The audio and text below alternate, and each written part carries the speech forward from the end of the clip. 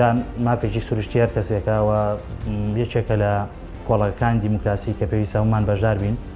هەروەها پەرلەمانی عێراق یەکێکە لەو وێزگانەی کە گەلی کورد پێویستە لەوێ مشارەکەی فعلی هەبێ و خەڵکانێک بنێرێ کە داکۆچیکار بن، داکۆچیکاری سەرسەختی مافەکانی گەلی کوردستان بن.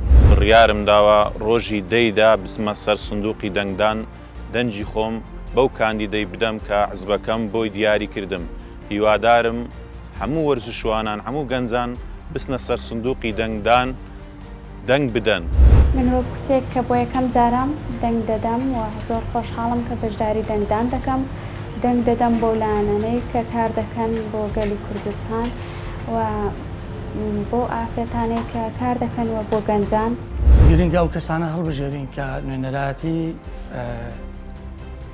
گەلی کورد دەکات لە پەرلەمانی عێراق، چونکە پێویستمانە لە پەرلەمانی عێراق ئەو کەسانە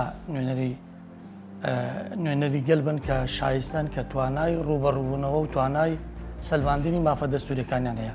زۆر گرنگە بۆمە ئەمە هیوادارین هەموو ئەو کەسانی مافی دەنگدانیان هەیە بە یاسا ڕۆژی هەڵبژاردن بەشدار بن، ئەو کەسانە هەڵبژێرن کە کوردستان پێویستی پێیانە.